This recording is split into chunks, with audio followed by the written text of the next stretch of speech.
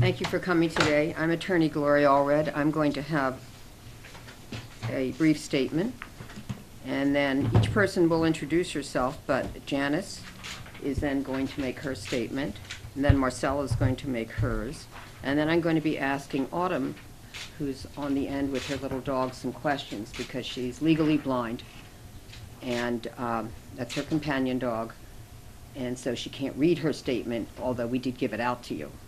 So I'll ask her some questions about it. So today I am here with 3 more women who allege that they were victimized by Bill Cosby. Prior to today, none of these women have spoken in public about what they allege that Cosby did to them. They've chosen to speak out now, however, because Cosby has still refused to acknowledge and take responsibility for his misconduct towards women. In addition, he has chosen to continue with his far from finished concert tour, and he will be performing next week on May 2nd at the Cobb Centre in Atlanta, Georgia, as though the allegations against him by more than 40 women mean nothing and should be disregarded. Perhaps he mistakenly believes that no more women will be coming forward alleging that they are victims of Bill Cosby. If that is what he thinks, we are here today to tell him that he is wrong. The women who are with me today are not the last ones who will come forward. I can assure him that there will be more, because women are no longer going to be intimidated by Cosby's celebrity, his money, or his power. Many people have asked me what I think that the public should do about Cosby's upcoming concert in Atlanta. I hope that the public will not buy tickets to his performance and that there will be many empty seats by the end of his performance. It has also been reported that there will be protesters who have purchased tickets to his show and who plan to disrupt his performance. I believe these protesters have a right to express their anger at Mr. Cosby by speaking out during his show. While I do not support any act of violence, I do believe that if the protesters wish to express their opinion, they have a right to do so, as long as they know that it's likely that they will be asked to leave after their disruption. Finally, it's also been reported that many people who did purchase tickets are now requesting refunds, but the box office of the venue has stated that it will not provide refunds. My suggestion to those who have tickets but are denied refunds is that they should attend the concert, but then stand up in the midst of it and walk out in protest. This action will send a message to Mr. Cosby that he is not, quote, far from finished, end quote. To the contrary, he is finished as a performer, because his mistreatment of women is not a laughing matter. I'm very proud of all of the women who have come forward to voice what they say is their truth. Women matter. They have been denied their day in court, but they are now empowered, and they have found their voice. Mr. Cosby, they will be silent no more. And now I would like to introduce Janice Baker Kinney, and you have copies, but afterwards we will also show you. This is the photo of her and as a in her bartending school, and also a photo of her behind the scenes, and also the event occurred while Mr. Cosby was appearing at Harrah's, and she kept this from May 13th, 1982, and she'll explain why Wayne Newton is also in that photograph. And Janice, why don't you change seats with me?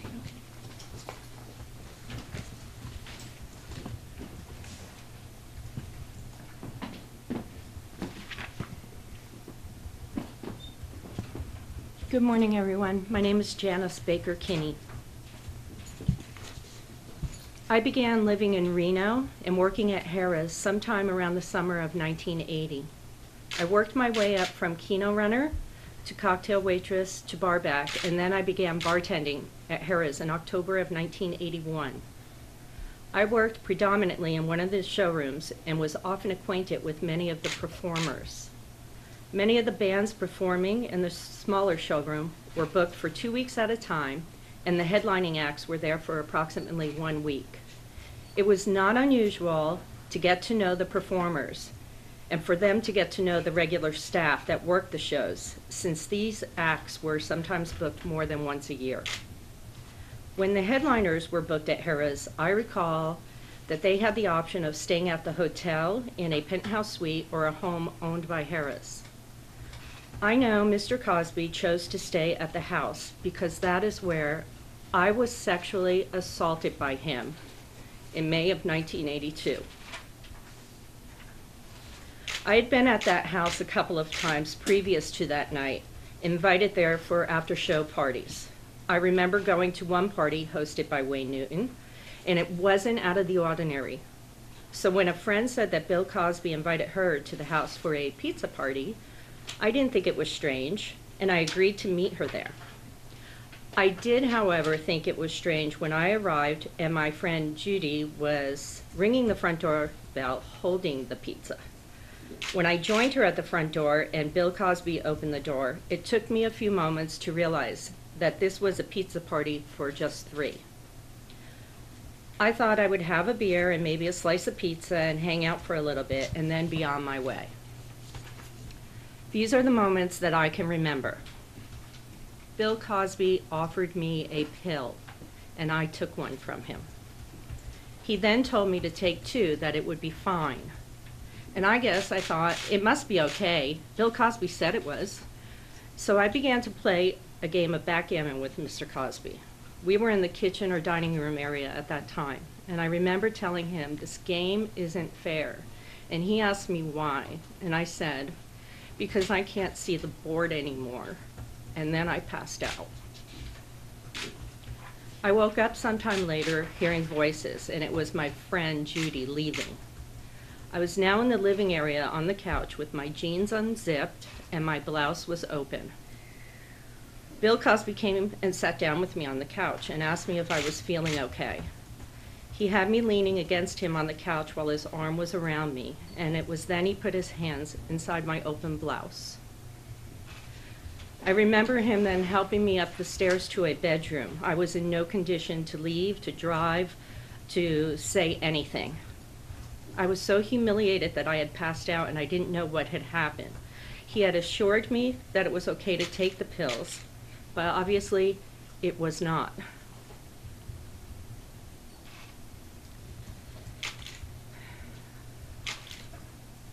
I woke up the next morning naked, in bed with a naked Bill Cosby.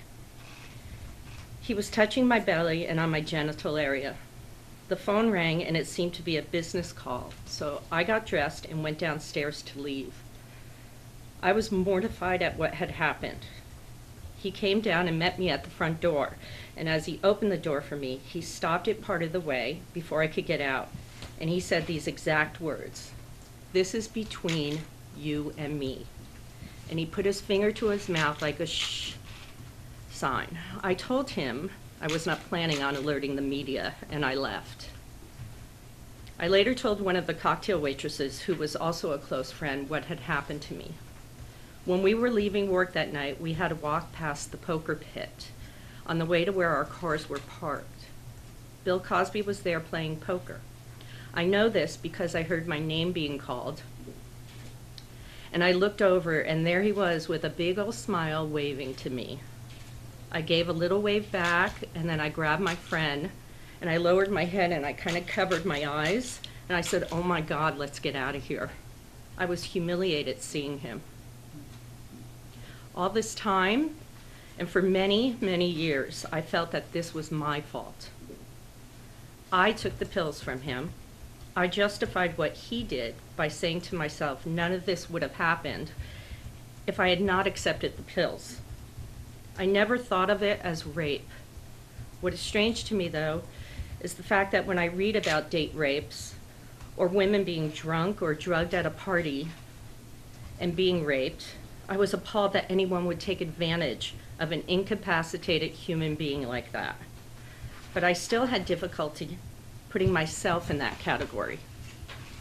I still felt like I was solely to blame, and it wasn't until recently when I began to read the accounts of the other woman who claimed that Bill Cosby drugged and raped them that I finally realized that is exactly what happened to me.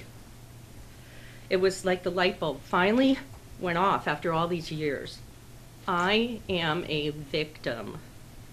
I believe with all my heart he insisted I take the 2 pills to accomplish what eventually took place that night with me. I was 24 years old. I was naive, thinking that this funny and sweet, trustworthy man would never give me something that could harden me. And now I know I was wrong. Now I know that Mr. Cosby is a predator and he needs to be held accountable for what he did to me. Thank you. Thank you.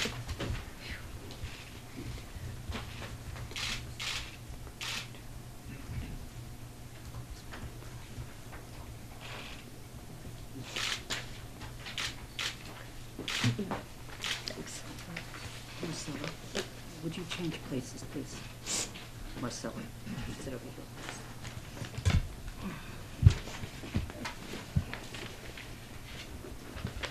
Just pull your seat up, please. Make sure.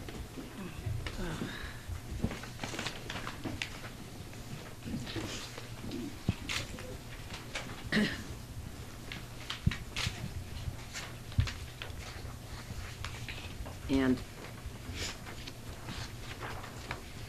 this was Marcella at the time, but you have those photos.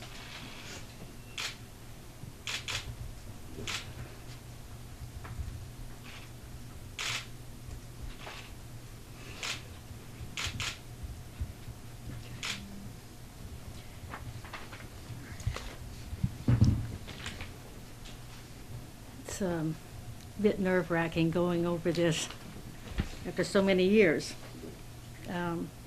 because I really never talked to anyone about it. Back in 1975, at age 27, I was a model with the Wilhelmina Agency in New York. I worked in New York and in Chicago. There was a group of my friends that would frequently meet for lunch or in the evening at a club called Faces in Chicago.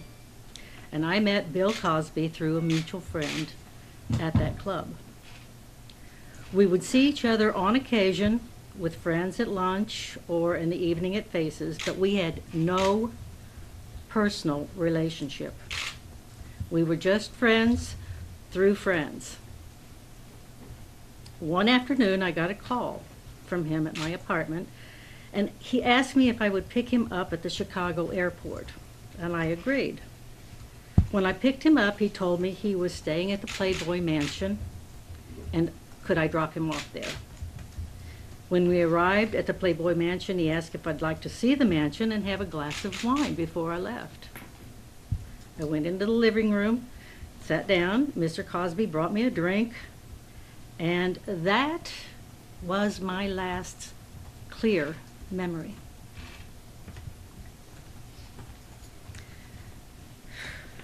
The next cloudy memory I have is that I was in a different room. I was in bed. Bill Cosby was next to me, and it didn't appear that he was wearing anything. I knew I was in a sexual situation. I never intended to be in that situation, and I would never have agreed to have any sexual contact with Mr. Cosby. But because I was barely conscious and I felt drugged, I was unable to do anything to get out of it. The next thing I remember is that I stood up, I was holding my head, and I said to him, "Something is wrong with me." I don't know how I left, I don't know how I got home, but I do know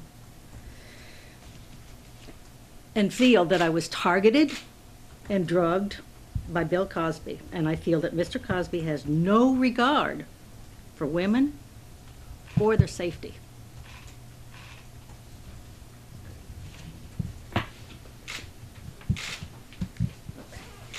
All right, so let's, maybe you can change places with Autumn.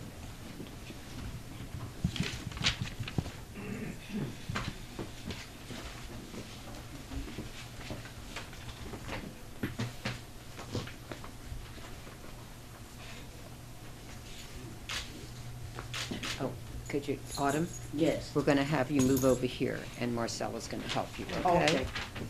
Sure. All right, thank you.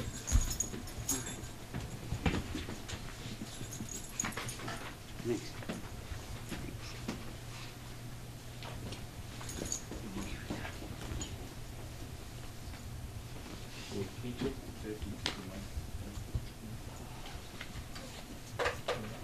Maybe you should give her your yellow.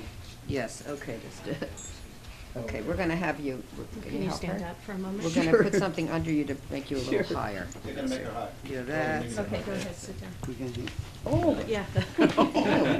there we go. All right, there you go.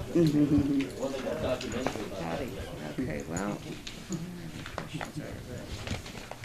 Here, is that what you're Oh, looking? that's what I'm looking for, thank you. All right. Okay. So Autumn has a number of photos, which I will show you afterwards. And she looks very beautiful in the photos, the same way that she looks very beautiful today, Thank you. still. All right, so Autumn. Would you move a little closer to the microphones, please? There you go.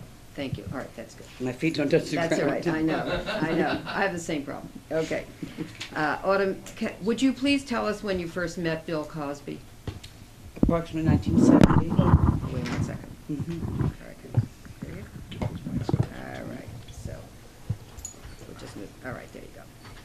Okay, I'll ask you again. Would you please tell us when you first met Bill Cosby? Approximately 1970, when I was about 20 years of age. And what were you doing for work at that time?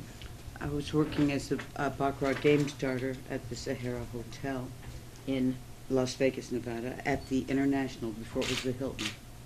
thank you. And you said that Bill Cosby invited you to the opening of a restaurant there? Well, first I met him at the casino, and he gave me $500. Said I could keep it or gamble it, and I thought he was a very nice guy. I was tickled pink.